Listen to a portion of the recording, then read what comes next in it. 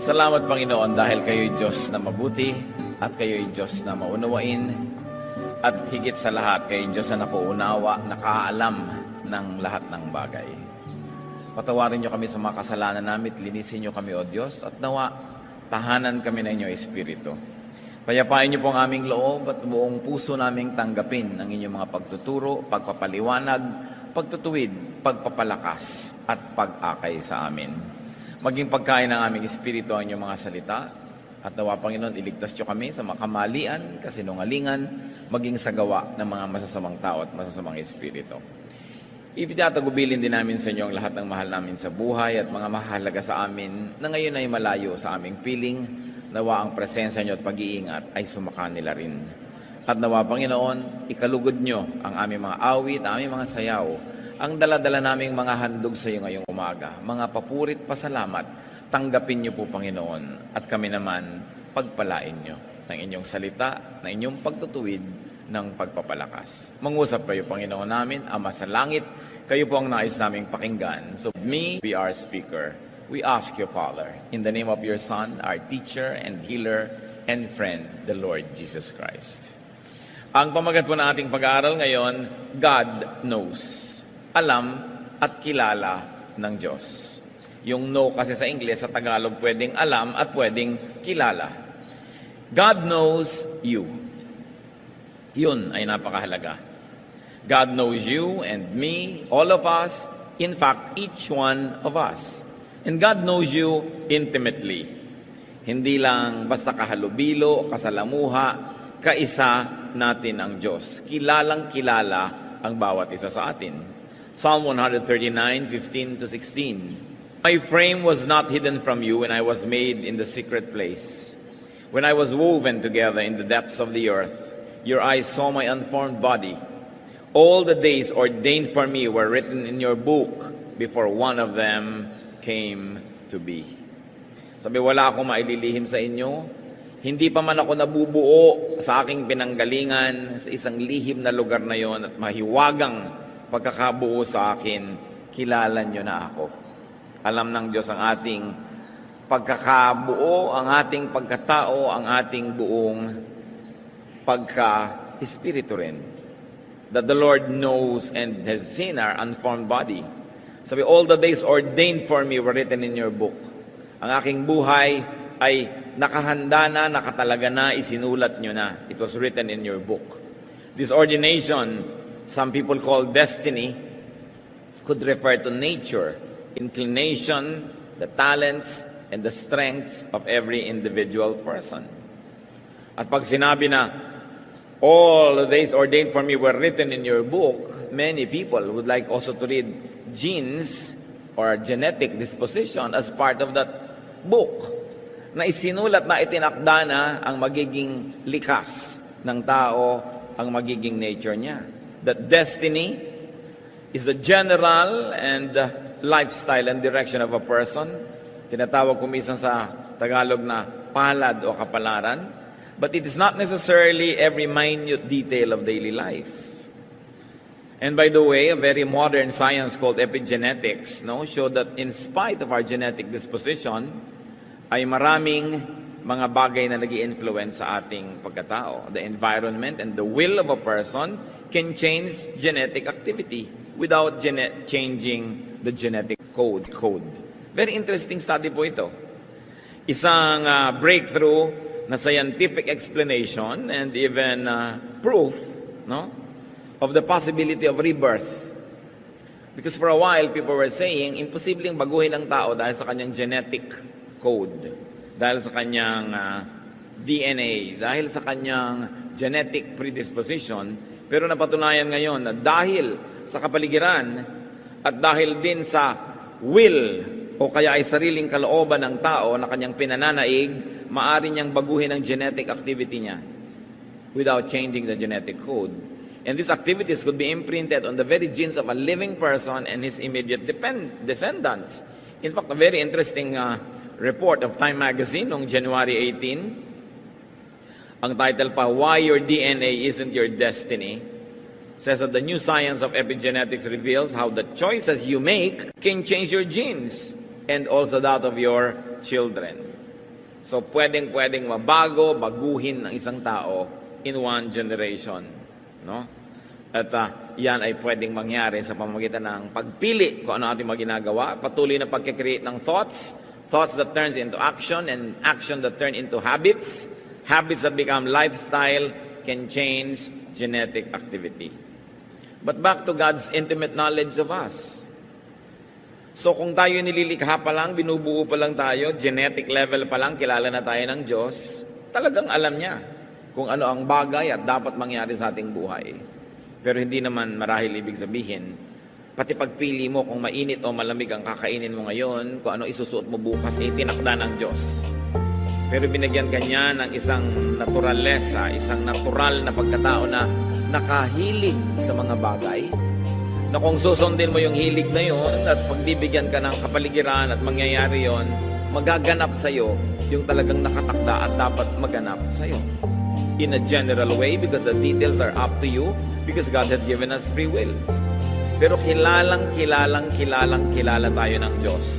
Luke 12:7, indeed, the very hairs of your head are all numbered. Plural pa nga ang ginamit sa hairs instead of the more grammatically accepted na hair, kahit marami. Because grammar recognizes that you cannot count hair. But God counts hair, kaya ka hairs sa Bible. In fact, hair grows and hair falls every minute. So anong sinasabi that God knows the number of your hairs? God has a very updated knowledge of you. Hindi yung alam niya last week, last month, last year. This very minute, kung may bagong tumubong buhok at may bagong nalaglag na buhok, alam niya yung latest count. Doon tayo kakilala ng Diyos. Psalm 44, tayong 21, God knows the secrets of the heart. Kumisan ka, yung tao mismo, nalilito, hindi niya malaman kung ano yung gusto ng puso niya talaga. Pero yung Diyos alam. God is your closest confidant. Kaya akala lang natin, wala tayong kumisang close friend, wala tayong mapagsabihan, walang nakakaunawa, walang nakakakilala sa atin. Pag naiisip niyo yung ganung bagay, ibig sabihin nakakalimutan niyo ang Diyos. Kasi kilalang kilala at naiintindihan tayo ng Diyos. God knows your thoughts. Jeremiah 12:3, you know me, O Lord, you see and test my thoughts about you. Nakikita ba ang hindi? Pero nakikita ng Diyos. Basan niya ang ating iniisip at lalo niyang sinusuri, sinusubok kung paano tayo nag-iisip tungkol sa Kanya. Psalm 94:11, the Lord knows the thoughts of man. And Psalm 139 verse 2, you perceive my thoughts from afar. Luke 16:15, God knows your hearts. Anong kahulugan ng ganitong mga katotohanan sa atin, mga kapatid? Kung kilalang-kilala tayo ng Diyos, alam niya ang ating iniisip, therefore you can easily invite God into your thoughts. Pag nag-iisip tayo ng mga tukso, imbitahin agad natin sumali ang Diyos sa usapan para mawala yung tukso at matalo. Pagka tayo nakakapag-isip ng mga nakakasira ng loob, nakakatakot, nakakapanlumo, nakakanerbiyos, agad-agad isali ang Diyos sa pag-iisip at sa usapan para yan ay mapagtagumpayan. Napakahalaga ng application ng katotohanan that God knows our thoughts. And because we can change our thoughts by will, and because God likes to assist us in changing our thoughts unto what is good or better or best, then our thoughts need not oppress us. Kadalasan na nagpapahirap sa tao yung iniisip niya. Yung kinakatakot niya, yung nervyos niya, yung hirap ng loob, yung hindi niya maunawaan. Kumisan nga, may hindi ka lang maalalang pangalan o lugar, hirap na hirap ang loob mo hanggang kailangan maalala mo yan. Kung pwede nga mag-text ka kahit sa kaeskwela mo na nasa malayong bansa na ngayon, maalala mo lang yung pangalan ng isang kaibigan mong hindi mo maisip-isip. Ginagawa ng iba yan, hindi sila matahimik. Pero naaalala yun ng Diyos. At ang Diyos ay kapiling natin sa pag-iisip. Kaya hindi natin siya dapat iniiwan. Magpapasya ka, magtanong ka sa Diyos. Meron kang gustong maunawa, makikonsulta ka sa Diyos. Bago tayo makikonsulta kung kani-kanino. Madalas, lumalapit lang tayo sa Diyos pag mali na pala yung nagawa natin at may mga bunga na yung kamalian. Sa simula pa lang, thought pa lang, kasali na yung Diyos. Therefore, kasama siya sa execution for it to become an action. Thoughts pa lang, action pa lang, kasama na, paano magiging mali ang pupuntahan ng ating buhay? God knows your words. Mga salita nating lahat, may katuturan man o wala, maganda man o hindi maganda, alam ng Diyos. Psalm 139 verse 4, Before a word is on my tongue, you know it completely, O Lord. Bago pa man mamutawi ang salita sa aking labi, alam nyo na. Bakit alam? Kasi nga alam ni Lord yung ating genetic predisposition. Alam niya yung ating nature. Alam niya yung ating likas. So, alam niya, hindi niya tayo pinagsasalita na parang robot, pero alam niya kung anong sasabihin natin. Parang kung kilalang-kilala mo isang tao, parang alam na alam mo magiging reaksyon. Pero kung minsan nagkakamali tayo, pero ang Diyos, ganon ka-intimate ang pagkakakilala niya sa atin. So the Lord knows our vocabulary, and the Lord knows the kind of words that we might say. Matthew 12:36, But I tell you that men will have to give account on the day of judgment for every careless word they have spoken. Alam din natin, dahil alam ng Diyos ang bawat salita natin, we will be rewarded for every good word we say. Ang katotohanan niyan, hindi na tayo kailangan maghintay pa ng judgment day para tayo maparusahan o magantimpalaan para sa ating mga salita. Sa buhay na ito pa lang, tayo'y nakikinabang na, o kung tayo'y marunong at magandang magkorte ng salita, at tayo'y nagbabayad at nagdurusa na kung wala tayong kwenta magsalita. Kasi yung mga tao natutuwa o nagagalit sa atin dahil sa bitaw natin ng mga salita. At ang tuwa o galit ng kapwa ay gantimpala o parusa sa atin. Sapagkat pag sila natutuwa, marami silang willing na gawin na mabuti para sa atin. At kung hindi naman sila natutuwa, kahit kaya na nilang gumawa ng mabuti, ayaw nilang gawin. O gumawa man, konti lang. Kung minsan gagawin ka pa nga ng masama dahil nagalit sa'yo, dahil sa iyong salita. And we must never forget that every word we say is recorded in eternity. May katumbas na gantimpala at parusa ang bawat salitang namumutawi sa ating labi. Bakit? We have to be responsible for our speech, because speech is great power, and it's a great power that comes from God. Kaya nating bumira dahil sa pananalita lang. Kaya nating umakay o magtulak, kaya nating magbigay ng liwanag o dilim dahil sa pananalita. At ito ang isang kailangang lubos na makontrol ng tao, ang kanyang pagsasalita. Alam ng Diyos lahat. Ngayon, kahit hindi natin i-verbalize, nasa isip pa lang, alam niya na rin kasi alam niya yung thoughts. Paano tayo maglilihim nun? Ang masarap na comfort dyan, bawat naman mabuting iniisip mo, alam din niya. Kaya kung minsan, kahit hindi ka nare-recognize ng iba, nire-recognize ka ng Diyos. Sabi niya, what is seen in secret will be rewarded by the Father in heaven. Very importantly, God knows your feelings. Kung minsan nagdaramdam tayo at nadaragdagan yung pagdaramdam kasi hindi man lang napansin nung pinagdaramdaman natin na nagdaramdam na pala tayo. Nag-iinarte ka na pala, wala pa nakakahalata. Lalo tuloy kang lumulungkot at nagagalit. No? Yun pala, 3 araw ka nang hindi kumakain sa pagdadabog, wala pa rin nakakapansin. No? Sumasama tuloy ang iyong lagay. But God knows your feelings. Psalm 139 verse 3, You discern my going out and my lying down. You are familiar with all my ways. Kabisadong-kabisado niyo po ako, O Diyos. And what does it mean to us? That God can be our best friend. Nasikap na ba natin na kaibiganin ang Diyos? Oo nga, ang Diyos ay mataas, ang Diyos ay majestic, glorious, pero gusto rin niya makipagkaibigan sa atin. Kung minsan, we feel deprived of friendship. We feel poor because we don't have enough good friends. But maybe because we forget that God can be our first, foremost, and best friend. Hindi ibig sabihin na huwag ka na makipagkaibigan sa tao o sa pet mo kung gusto mo pa rin. Pero ang mahalaga, dinadevelop natin ang pakikipagkaibigan talaga sa Diyos. Because through Jesus Christ, God had become our friend. na nahihingahan mo ng sama ng loob, na pagsusumbungan, nilalapitan, nahihinga ng mga bagay-bagay, at na-enjoy natin yung kanyang company. Pag lagi tayong umiiwas sa pag-iisa, hindi natin nadidiscover yung ligaya na makapag-solo kasama ang Diyos lamang. Bagamat we were created socially, that we should interact with other people, but the beauty of aloneness is that solo-solo kayo ng Diyos, kayo lang. Walang abala at nakakapagniig talaga kayo. It is something that we should enjoy, especially kung talagang wala kang choice at wala kang makasama, alalahanin mo uli ang Diyos. Alam niyo, maraming pag-iisa.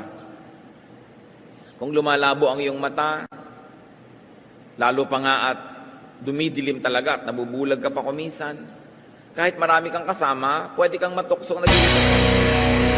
Dahil hindi nila lubusan o unawaan yung kalagayan mo. Pero alalahanin mo, ang Diyos kasama mo, nasa puso mo, nasa isip mo. At yung hindi mo nakikita, nakikita ng Diyos para sa iyo. Kaya maaari nating makita yung daigdig, makita ang mundo through God. Yung mga nalulumpo, mga hindi makalakad, kung ano man ang kapansanan or old age, hindi ka na makapunta sa dapat mong puntahan. Kung minsan second floor lang ng bahay mo, hindi mo na maakyat. Pwede mo ngang marating kalangit-langitan through God eh. Kaya kung ang ating masyadong inaayos at dinedevelop, pakikipagniig sa Diyos, malalampasan natin ang mga limitasyon ng katawan. Limitasyon ng ating paa, ng kamay, ng mata, ng tainga, maging limitasyon ng ating isip o damdamin o puso dahil ang Diyos walang hanggan. So God is our entry point. God is our door into the eternal, into the everlasting, into that which is spaceless and timeless. And that becomes even more precious when you begin to be saddled with the reality of humanity, of mortality. Na kung minsan hindi na nagfa-function ang isang mong kidney, o mahina na ang iyong puso, o may karamdaman ng mga iba't ibang bahagi ng iyong katawan. Pero sa pamamagitan ng buhay ng Espiritu na nasa atin, pwede pa rin nating malasap, maramdaman ang ligaya ng buhay, kahit isa-isang nagsasara yung mga bintana na physical ng ating buhay, at parang dumidilim pag nagsasara yung mga bintana, pero yung liwanag na nasa kalooban natin, yung liwanag na isinilang kasabay natin, na dapat natin lalong kilalanin, kaibiganin, at kasamahin sa buhay. Kasi yun ang liwanag, yun ang saya, yun ang musika, yun ang tunog, yun ang kulay, hugis, galaw, na hindi maaring agawin sa atin ng anumang physical limitation. Pag masyado tayo naging physical at nilimit na lang natin yung ating buong consciousness to that which is perceived by the physical senses, it is so easy to be sad. Kasi kung minsan humihira ang iyong pandinig, lumalabo ang iyong mata, humihina ang iyong mga movement, nagkakaroon ka ng mga sakit sa muscles, sakit sa mga internal organs. But the quicker that the body disintegrates, the more inevitable, in fact, the quicker eternity comes. Sapagkat ang tunay nga niya ng sinasabi, yung pagpalya ng katawan natin hanggang sa extreme nito, kamatayan nito, yun ang tunay na pinto para makapasok tayo dun sa buhay na iba, walang hanggan at spiritual. Of course, we were wired to appreciate and even to love life on this earth and in this body. But if that kind of life begins to be less and less, you know that there is something that becomes more and more. Kasi walang vacuum. And vacuum always attracts something. So pag lumiliit na yung mundo mo physically, nagkaka-espasyo para lumaki yung mundo mo spiritually. All the more that we should develop our spirituality and our fellowship with God. At madali sapagkat kilala niya tayo. God knows your actions. Revelation 2:19, I know your deeds, your love and faith, your service and perseverance. Maraming naglilingkod sa Diyos. Masaya na kahit hindi sila mapansin ng iba. Kasi alam naman nila, pinapansin nyo ng Diyos. Meron din naman mga naglilingkod, masama loob, pagka hindi nare-recognize, hindi napapalakpakan, hindi nakikilala, maari natin dapat na suriin kung sino bang pinaglilingkuran natin. Ang pagkilala, ang palakpak, ang recognition ng tao, o yung Diyos na nakakakita ng lihim. At sapagkat wala namang lihim sa Kanya, at siya ay Diyos sa makatarungan, alam niyang gantimpalaan ang lahat ng mabuti nating ginagawa. Lalo't sikreto. Mas gusto ng Diyos yung mga sikretong mabubuting gawa. Sabi niya, do not sound trumpets before you when you give alms to the poor. Huwag na kayong tumawag ng pansin pag gumagawa kayo ng mabuti. Nagbibigay kayo ng inyong mga abuloy, mga handog, mga ambag. Huwag na kayong magpakilala pa. Sapagkat ang nakikita ng Diyos na lihim na nagbibigay ay lalo niyang kinalulugdan. At lihim niyang ginagantimpalaan. Mabuti na nga kung ang gantimpala ng Diyos sa'yo, lihim, kung alam ng lahat ng kamag-anak mo, baka salakayin ka agad. Mabuti nga yung lihim para nakakabuelo ka naman. Gusto natin lagi, public na public. So, nababaligtad. Why does God know you and me? Ba't niya kaya tayo kilala? Because God knows man. Because God lives in man. God knows man because God lives in man. Wala siya sa langit lang. Nasa puso natin siya. Wala siya doon lang sa mga ulap o sa malalayong mga planeta at bituin. Nasa kaloob-looban siya ng ating diwa. Genesis 2:7, the Lord God formed man from the dust of the ground and breathed into his nostrils the breath of life, and the man became a living resuscitate being. Napaka makapangyarihan itong kaisa-isang sentence na ito. Nung nilikha ng Diyos ang tao, inihingan niya sa tao yung sarili niyang hininga. Parang CPR, parang resuscitation yan. Yung hindi na makahinga, biglang bubuksan mo ang bibig at bubugahan mo siya ng hininga mo, papasok sa kanyang hininga, at nabubuhay siya dahil sa inihinga mo. Yan ang ginawa ng Diyos. At of course, higit pa dyan. Yun lang ang kaya nating intindihin kasi yun lang physical na alam natin eh. Pero yung ibinigay niyang buhay sa atin ang galing sa loob niya. Hindi niya pinita sa puno, hindi niya kinuha sa ilog at inilagay sa iyo. Galing sa kanya. Sumanib ang Espiritu ng Diyos sa lupa. At yung lupa na sinaniban ng kanyang Espiritu, yun ang naging tao. May bahagi na galing sa Diyos, may bahagi na galing sa lupa. Hindi lang siya lupa at hindi naman siya Diyos. Pero nasa Kanya ang Espiritu ng Diyos at nasa Kanya yung katawan ng lupa. Mahiwaga, makapangyarihan, napaka-special ng tao. God's Spirit is given to man. God's Spirit lives in man. And God's Spirit will return to God after death. Pag ninamnam nyo to, ang sarap-sarap mamatay. Dahil biruin mo, babalik na yung espiritu mong ipinahiram, babalik sa Diyos, never the same. Yung espiritong galing sa Diyos, inilagay sa lupa, naging tao, at dahil yung espiritu na naitumira sa katawang lupa, naranasan nun ang hindi kayang maranasan ng espiritu lamang na walang katawan. Kaya napayaman din ng human experience yung espiritu.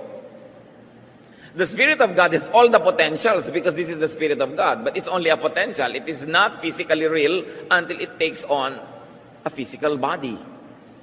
Therefore, God, in glorifying Himself, in continuously enriching Himself, sent parts of Him to each of one of us. Ipinagkatiwala niya ang kanyang Espiritu sa lupa, naging ikaw, naging ako, naging tayong lahat. Kaya tayong lahat nga galing sa Diyos. Kaya lahat ng tao magkakapatid. Pero binigyan yung katawan mo ng ito 20/20 vision, ito iba vision. Iyon kayang tumalon ng mataas, iyon kaya namang lumangoy ng mahaba. Ito kayang mag-isip, ito ang galing sa math, iyon pwedeng magsayaw, iyon pwedeng mag-music. So lahat na yun ang galing ng bawat tao na yan, pag sinundan niya at binigay niya sa Diyos at ginamit niya sa mabuti, pag hiwalay ng espiritu niya sa katawan, babalik ang espiritu sa Diyos na lalong mayaman kaysa dati. Kasi naranasan niya ang hindi kayang maranasan ng espiritu lang. Dahil siya nagkaroon ng katawan. At lahat tayo ngayon, pagbalik natin sa Diyos, magiging bahagi muli ng iisang Diyos. That's why we will all be changed and we will be like Him. Yan ang sinasabi sa Bible. Huhubarin natin ating lupang katawan, ang kanyang mga kapintasan at mga kakulangan, at babalik tayo sa glorious state of being spirit, one with God and one with each other. Kaya sa church na nga ang pinaka-embassy ng langit. Dito pa lang nagpa-practice na tayo. Kaya brotherhood, sisterhood, kapatiran. Kasi nang tunay nating status. Ecclesiastes 12:7, and the dust returns to the ground it came from, and the spirit returns to God who gave it. How can it be clearer na bumabalik sa Diyos ang Espiritu? God lives in man. God lives in the human body. Masdan ninyo ang inyong katabi. Sige na. Tingnan ninyo sabi. Nakatira dyan ang Diyos. Siyempre may iba ding nakitira, no? May squatter dyan. Kaya kailangang medyo ilagay sa lugar yung informal settler na yan, no? Pero ang nakatira sa tao, Diyos. Pag minumura mo yung kapwa mo tao, minumura mo yung Diyos na nakatira sa Kanya. Pagka nilalait mo, iniinsulto mo, iniisnab mo, minamaliit mo yung Espiritu ng Diyos na nasa taong yan. Pag sinasaktan mo, pinagtataksilan mo, kinakawawa mo, ginuguto mo, ginagawa mo yun sa Diyos. Kaya ang sabi ni Jesus, whatever you do to the least of this, you do to me. Meron ka bang pwedeng gawin sa kapwa mo na hindi mo ginagawa sa Diyos? Nakatira sa Kanya yung Diyos. Bagamat may squatter din, ha? Dapat malinaw yan. 1 Corinthians 6:19, do you not know that your body is a temple of the Holy Spirit, who is in you, whom you have received from God? Ganun kahalaga yung tao. Kaya kung kaya mong sagipin yung tao, batang natutulog sa kalsada, mabigyan siya ng shelter, ng makakain, gawin mo yun. May alang-alang sa Espiritu ng Diyos na nasa Kanya. Kaya dapat nating lutasin ang poverty. Bawat tao binigyan ng Diyos ng kakayahan at talento para yun ay mamulaklak, magbunga, at maranasan ng Espiritong inilagay sa Kanya yung dapat maranas in accordance with the giftings given to the person. Pero pinakamalaking humahad lang dyan, poverty. Maraming magagaling na pianista, hindi man lang makapag-piano. Ni pianono nga, hindi maka-afford. Dahil walang pera. Ang dami naman pera sa planeta, bakit nasa bulsa lang ng mga politiko? Diba? Ang dami-daming pera sa planeta, nasa bulsa lang ng iilan. Ang daming pagkain sa planeta, nasa sikmura lang ng konting tao. Napapansin nyo ba, ang daming magagandang view sa Pilipinas, mayayaman lang yung nag-e-enjoy? Because of the disparity in economics and politics. Kaya yung corruption, yung pagnanakaw, yung hindi pagiging tapat sa yung mga sinusumpaang tungkulin sa publiko, yan ay kalapastanganan sa Diyos. Because any high position, private or public, is God's trust. Binibigyan ka ng Diyos ng mataas na katungkulan para dahil sa kapangyarihang ipinahihiram sa iyo, makapagpa-improve ka ng buhay ng mga tao, mapalaya yung mga tao sa poverty, and they'll begin to develop their talents themselves. They can become dancers and singers, mathematicians and scientists. They can become what God wants them to be according to the giftedness that God had given them before they were even born. So that the Spirit given to them will be enriched, and when it returns to God, magre-report sa Diyos, this is what has happened to me. Na-develop ko ang talent, naranasan ko ang dapat maranas, naibig ko ang dapat ibigin, tumanggap ako ng pagmamahal, I became one with humanity and with nature, now I return to God. Kung may nalilito pa sa atin to anong misyon ng buhay, yun. Na tayo pilgrims, dumadaan lang sa earth, ba't ba pinapadaan pa? Bakit ba ang Espiritu ng Diyos ay ipinahiram-hiram pa sa tao at nananahimik na lang sana sa mga kung saan man nandun? Because without the Spirit joining the physical body, experience will be impossible. Kaya ginawa tayong templo kasi gusto ng Diyos na magkaroon ng physical templo.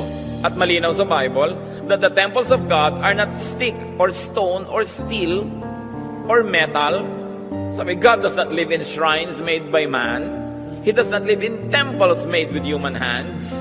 But His temple is the body of the believer. And the temple, you are. Sinasabi sa Bible. Kaya pag hindi mo inaalagaan yung katawan mo, hindi ka nagpapahinga, or hindi ka nagtatrabaho, yan yung dalawang extreme pareho yan na paglapastangan sa Diyos. Because God ordained work and rest. Kasi alam niya ang katawan ng tao, kailangan yon. Why the excursion of the spirit into flesh? Because God experiences material life through man. Ganoon kahalaga yung tao. Nakikita, nararanasan ng Espiritu ng Diyos, yung hindi mararanasan kung walang katawan. Ideya lang, pero hindi physically real. Through man, the Spirit of God experiences the many facets and beauty of creation. Experience needs a physical dimension. Experience needs polarity and extremes for it to happen. Hindi mo man mararanasan ng lamig kung hindi mo alam ang init. Hindi mo mararanasan ang taas kung hindi mo alam yung baba. Hindi mo rin mararanasan ang saya kung hindi mo alam ang lungkot. Tulad ng, hindi natin nararanasan ang kalusugan hanggang hindi ka nakakaranas magkasakit. Kaya ang tunay na buhay na ipinahiram ng Diyos sa atin, may extremes. At magtataka ka, bakit may extremes? Kadalasan, inconvenient. But experience is possible only when there is polarity. Nagkakaroon ka lang ng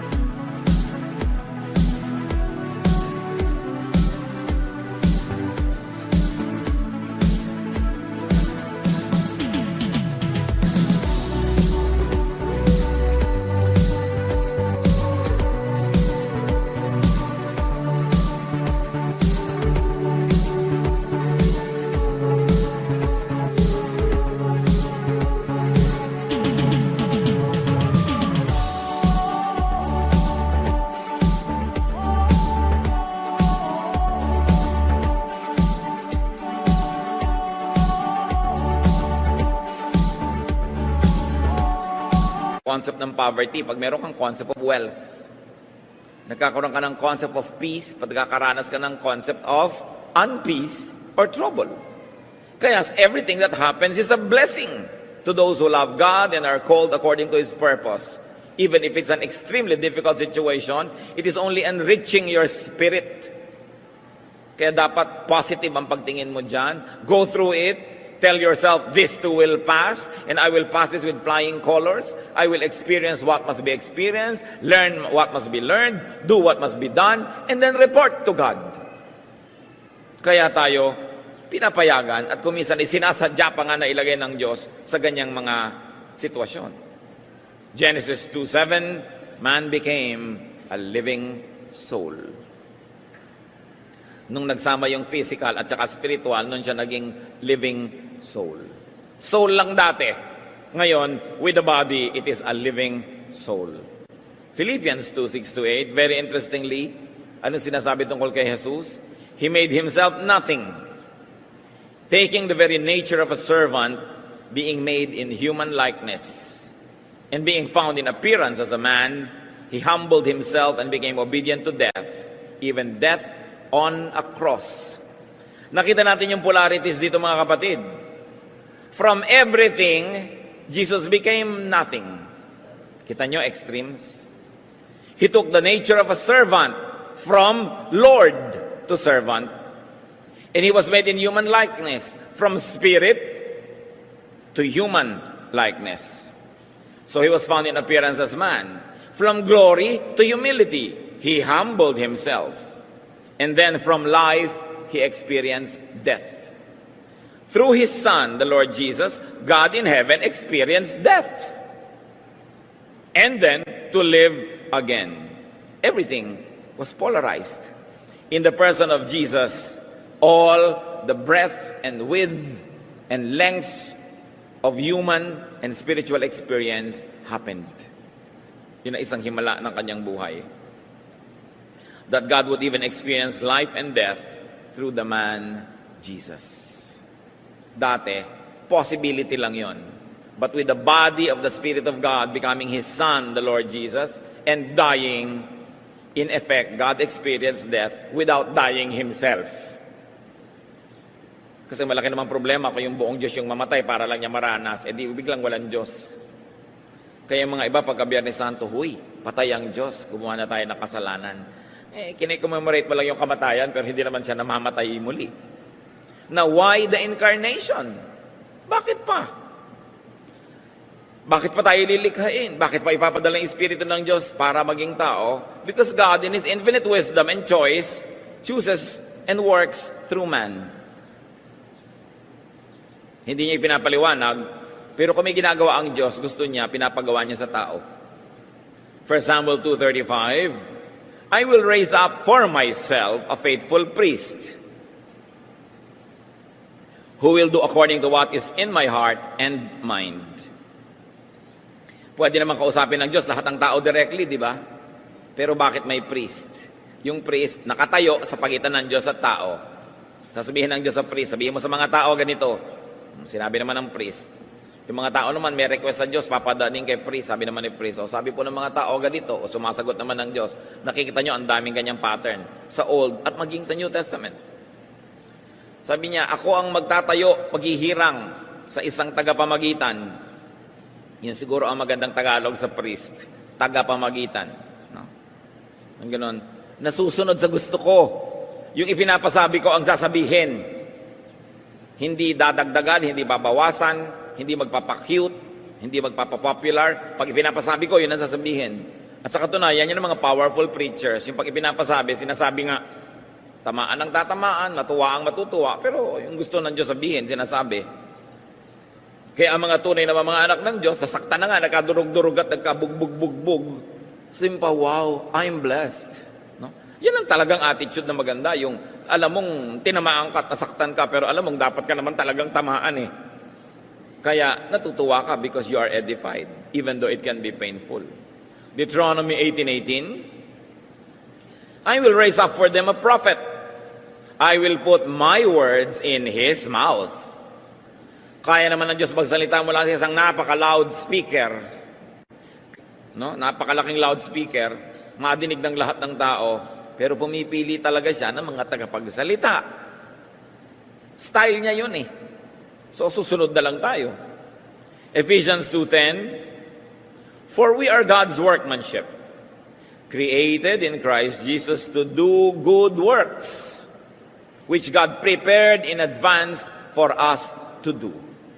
What does it mean? Hindi ka pa ipinapanganak, may assignment ka na. Kaya ano ang misyon ng buhay? Hanapin mo kung ano ang iyong misyon. Ang iyong assignment. Nasabi ng Diyos, gawin mo ito. Pagkatapos ng buhay mo dito, uuwi ka sa Diyos, magre-report ka. Anong ginawa mo? Napaka-importanting maintindihan yon. Once more, yan ang problema sa poverty. Dahil ang mga tao, isang kahig, isang tuka, hindi na nagkakaroon ng oras mag-isip kung anong kahulugan ng buhay. Puro na lang kasi pag-aagaw buhay ang nangyayari. What is my talent that should be developed so I can experience for the Spirit of God what can be experienced only through my body? Everybody is unique. Kaya dapat lahat may papel sa buhay.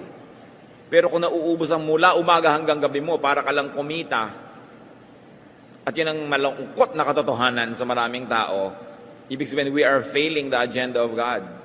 That's why the people of God must wage war against poverty, must expose and fight corruption, must make wealth and redistribute the wealth of the planet through political, economic, and social power. Kaya maganda yung may power kung ginagamit mo para sundin mo yung kalooban ng Diyos to distribute. So everybody will develop. Nakakalungkot, meron ang galing-galing na pintor pero hindi na siya matutuloy magpinta dahil nawasak na yung kamay niya kasi sibak ng kahoy. Kasi kailangan niya mabuhay. So, anong ginawa? Nilikha ba siya ng Diyos taga-sibak ng kahoy? Taga-buhat ng crane? Dahil yung crane sira, so pati crane binubuhat na. Hindi masamang gawin. Pero hindi lang yun ang dahilan kaya tayo nabubuhay. John 6:38, for I have come down from heaven, not to do my will, but to do the will of Him who sent. At lahat tayo ganun, may assignment. Kaya mahalagang lumalagay ka sa lugar at ginagawa mo kung ano yung tama. One way to know your assignment in life, look at your natural talents. Colossians 2:9, in Christ, all the fullness of the deity lives in bodily form. Ang buong-buong kabanalan, kaluwalhatian ng Diyos sa langit ay nabuhay sa loob ng katawan ni Jesus. At ganon din ang gustong mangyari ng Diyos sa atin. That He lives in us, that we are His priests and servants and spokespersons, so that we do what He has assigned us to do. At kitang-kita natin yung doktrina that Jesus lives in the believer. This time, hindi na lang yung Espiritu ng Diyos Ama yung nasa believer, pati na ngayon Espiritu ng Diyos Anak. John 3:16, whoever believes in Jesus shall not perish but have eternal life. Pag naniwala ka kay Jesus, yung Espiritu niya tumitira sa iyo. Bakit? Kasi yung original spirit na ipinadala ng Diyos, nadumihan na. Nagkabalubaluktot na, nagkakupi-kupi, nagkapira-piraso, nagkawasak-wasak. Kasi sabi, the spirit that sins dies. Sabi ng Panginoon kay Eva at Adan, on the day that you eat of this forbidden fruit, you will die. So may namatay. Yung spirito na unang ibinigay sa kanila, namatay. Spirito naman ni Jesus ang sumanib sa iyo at sumama sa iyo at nakiisa sa iyo para mabuhay ka muli. Na-revive. Kaya bago ka na. Sabi sa 2 Corinthians 5:17, if anyone is in Christ, he is a new creation. The old is gone, the new has come. So the believer lives in Jesus. Jesus lives in you, you live in the believer. In Jesus rather. 1 John 2:6, whoever claims to live in Him must walk as Jesus did. So babalik na uli sa iyong misyon. Kasi nabuhay na uli ang Espiritu ng Diyos sa iyo, baka to mission. Ano bang mission ko sa buhay? Kaya hindi lang isang motif na nadadagdag sa buhay ng tao, si Jesus. Nagkakaroon ka ng mga bagong pananaw, bagong gawain, bagong pagkatao. Acts 17:28, for in Him we live and move and have our being. So God knows. God knows you, God knows your words, God knows your thoughts. Kasi kasama natin siya. Kaya kilalang-kilala natin niya tayo. So because God knows, rest in God if you do good. Pag gumagawa tayo ng mabuti, pahinga mo ang spirito mo, huwag ka mag-alala sa award, sa reward, sa recognition. Alam ng Diyos. Pagpahinga ka lang. Psalm 58:11, then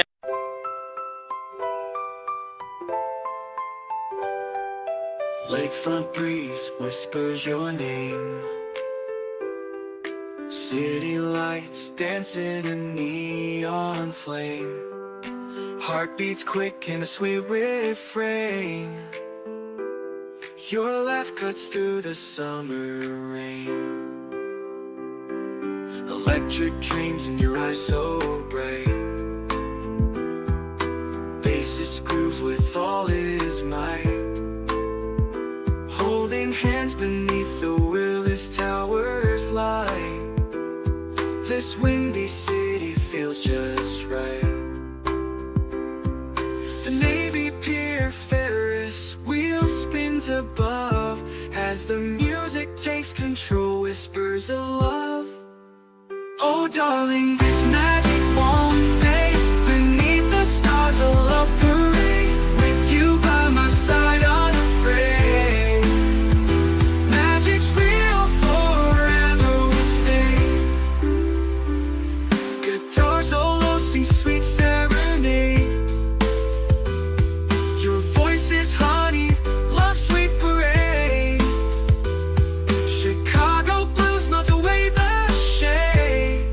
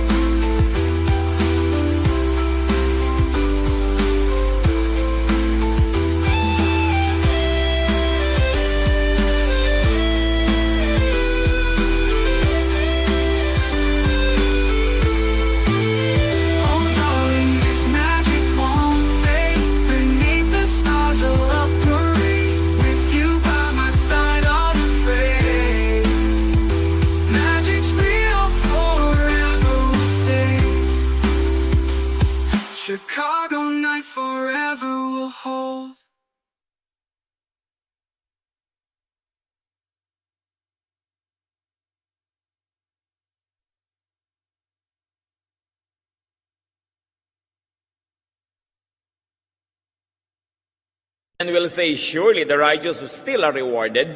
Surely there is a God who judges the earth. Rest. Do not always fight or seek recognition or payment. God knows. 1 Peter 3:12, for the eyes of the Lord are on the righteous, and His ears are attentive to their prayer. And because God knows, inversely, beware if you do evil. Kaiingat ka kung patuloy kang gumagawa na mali. Kasi alam din ng Diyos. Proverbs 14:14, the faithless will be fully repaid for their ways. Ecclesiastes 3:17, God will bring to judgment both the righteous and the wicked. For there will be a time for every activity, a time for every deed. Susuriin bawat ginawa natin. So tayo mananagot sa mga bagay na ginawa habang nasa katawan na ito ang ating espiritu. Imagine nyo, while in the body. So may mga panahon that we will not be in this body when the spirit is released unto eternity. At ano yung good or bad? Hindi lang yung tinatawag nating masama o mabuti. Tinupad mo ba yung mission mo? Dinevelop mo ba ang iyong sarili? Ginawa mo ba ang iyong papel na naka-assign sa iyo according to your giftedness and capacity? Titingnan mo lang naman kapatid yung sarili mo ngayon kung anong meron ka, malalaman mo kung anong tawag sa iyo ng Diyos. Maganda kang kumanta. Natural, tinatawag kang kumanta. Alam nga namang kumanta para sa sanlibutan. Sa Panginoon. Although kung may hanap buhay kang kumakanta ka sa ibang lugar, hindi naman yun masama. Naghahanap buhay ka. Pero dapat may kaparte ang Diyos sa talent mo. At ano ba ang katawan ng Diyos ngayon? Di ang katawan ni Kristo, ang church. Alam na alam. May oras ka, ang dami mong oras. So anong papel mo sa church? Di lagi kang nandun. Konti lang ang oras mo, pero ang dami-dami mong pera. So alam na alam ang papel mo. Donor. Lalo wala kang oras pero may ibibigay ka naman. Ikaw naman ay engineer, ikaw naman ay architect, may construction, ang mga kapilya. Alam mo, papel mo, hindi mahirap yan isipin sa buhay. Instrumentalist ka, teacher ka, binigyan ka ng Diyos ng gift so that you can participate in the body of Christ and in the world as well. May pananagutan ka sa buong kapaligiran. So yun yung good or bad. Ang tanong, ikaw ba, ilang na-compose mong kanta? Wala po. Judgment seat na to, ha? Binigyan kita ng talent mag-compose, anong ginawa mo? Di ba? Yun ang tanong. Anong binigay sa'yo? Parang yung mga taong binigyan ni Jesus ng talent, 10 talents, 5 talents, 1 talent, na naman pera naman yung talent na yun. Pagbalik niya, sabi niya, anong ginawa mo? Anong ginawa mo? Anong ginawa mo? Hindi sa talent ng iba, sa talent mo. Kaya hindi ka dapat naiinggit sa iba Ang galing naman nun, kung ganun lang ako, may gagawin akong ganun. Hindi nga ikaw yun Ikaw ay ikaw. So tingnan mo kung sino ka, yun ang papel mo sa buhay. At kung ano yung binigay sa iyong likas, i-develop pa. Yun ang isa sa mga pananagutan mo sa Diyos, kung anong pinagagawa mo sa iyong talento. Nagamit ba yan sa kaluwalhatian ng Diyos, sa ikabubuti ng tao, ng mundo? Maiksi lang naman ang assignment natin dito, 50, 60, 70, 80, 90, 100 years. Sandali, dapat hindi tayo mag-aksaya ng panahon. Napakahalaga. So God knows you intimately. God lives in you. Not for 1 minute that you should forget that you were created for a purpose. And the purpose is for God to live in you, for the Spirit of God to experience the physical world through you, and to do good in the physical world through you. So, live according to design. Let God's Spirit experience the material world through you and return to God with mission accomplished. Therefore, because you belong to God, you belong with all other living creatures. Napaka-importante. Tingnan nyo yung mga halaman, mga kapatid. Humihinga ka. Hiningahan ka ng Diyos minsan. Diba? Pero, paghinga mo ba, nag-inhale ka, tama na? Sino ngayon ang iniwan ng Diyos na tagahinga uli sa iyo? Alam nga namang siya na lang lagi. Marami pa siyang ibang gagawin sa buhay. Mga halaman. Kung nag-excel ka ng carbon dioxide, kukunin ng halaman yon, pagbalik sa iyo, oxygen na. So, sino ngayon ang kahingahan natin? Halaman. Kaya dapat, mahalin mo rin ang mga halaman. Mayroong mga tao ang titinunong puno sa kanilang mga bakuran, pinuputol dahil ang dami daw kalat na dahon. Dapat siguro maubos lahat ng halaman sa buhay niya nang maubusan siya ng hinihinga niya na oxygen eh. Kung paano siya hahanap ng oxygen na yun. Ano? Hindi mo minamahal ang mga halaman. Nakikita niyo ginagawa ng mga sakim na mga negosyante. Sobrang careless deforestation. Kinakalbo yung mga gubat. Sino nagdurusa? Kapwa-tao, lalo yung mahihirap. Kasi yung logger naman, yung may-ari ng logging company, may bahay yun sa city na malaki, may bahay abroad yun. Kahit bumaha-baha doon sa kinalbon niyang bundok, hindi siya apektado. Nakita niyo yung pananagutan ng mga makapangyarihan at ang pagwaldas nila sa kapangyarihang ipinahihiram ng Diyos. Kaya kung mahal mo ang Diyos, mahal mo din dapat mga halaman. Tanim ka ng tanim, kahit sa paso, sa drum, sa tansan, pwede rin. Tanim ka ng tanim. Dahil mahalaga yung halaman, bahagi ng buhay natin yan. Kaya nagkakanda, wasak-wasak ang buhay natin because we destroy plants. Yun ang kahingahan mo eh. Yun ang iniwan ng Diyos. Sabi ng Diyos, halaman, ituloy mo yung kahingahan dyan. Alangan namang ako na lang lagi. So, iniwan niya yung daigdig, self-sustaining. Kaya importante sa atin yan. We blend, we unite with God's creation. You participate in nature, you nurture nature, and you allow nature to nurture you. God understands and knows you. God guides you. And God awaits your return to the realm of the Spirit, to the realm of the divine, so you could be with Him again forever, enriched by your excursion on earth. When that happens, death is indeed victory. So live your life according to God's design of you. May papel ka sa buhay. 1 Corinthians 12:7, to each one, the manifestation of the Spirit is given for the common good. Ang linaw ha. Bawat isa, pinagpahayagan ng Espiritu, pinagpakitaan, binigyan ng kakayahan para sa ikabubuti ng madla. So ang gift mo kapatid, hindi lang pang sayo, pang sa ating lahat yan. So yung gift ko pang sa ating lahat, hindi ko dapat salohin. Yung gift niya pang atin. Pag absent kayo sa church, you're cheating all of us. Dapat kasali ka. Kaya nga mga kumisan, nabe-bless lang lagi dahil nakikinig sa tape at sa radyo. Bless na kayo. Kailan naman kayo magiging blessing sa church? Alangan namang tanggap na lang kayo ng tanggap. Tapos wala naman kayo binibigay na blessing. Inhale man kayo ng inhale, sasabog kayo. Kailangan mag-exhale kayo. You must receive and give. This is the circle of life. The manifestation of the Spirit is given for the common good. You are not your own. You were bought at a price, so glorify God in your body. And glorify the body of the Lord, which is the church. Live life according to God's calling for you. Romans 12:6, we have different gifts according to the grace given us. Ibig sabihin din mga kapatid, tigilan ang mainggit sa iba. Kung ikaw, 4'7" ang height, huwag kang mainggit doon sa 6'2". May iba kang papel sa buhay, iba yung papel niya. Siguro siya taga-abot ng aratilis pag magkasama kayo. No? Pero may iba kang papel sa buhay. So find your mission. Never think that you're alone. Never feel that you're alone. Walang nabubuhay para lang sa sarili. Pero meron akong babala. Kung tanggap kayo ng tanggap dahil merong bigay ng bigay, huwag kayo ang magsasabing yan ang papel mo sa buhay, bigyan kami. Huwag kayong ganon, ha? Siya dapat ang mag-isip na ang papel ko magbigay. Pero yung taga-tanggap, wala kayong karapatang mag-assign kung sino ang taga-bigay sa inyo. Sabihin, kaya ka naman binigyan ng Diyos. Minsan madidinig mo yung sa mga kamag-anak, nakakapanting ng tenga eh. No? Kaya ka naman pinayaman para tangkilikin mo kami. Sino may sabi sa'yo? No? Wala tayong karapatang mag-isip nun. Yung nagbibigay ang magsasabing, ito ang calling ko. Pero yung taga-tanggap, no. Quiet lang kayo. No? Huwag kayong mag-assign ng taga-bigay sa inyo. Kailangan ang Panginoon na nag-a-assign nun.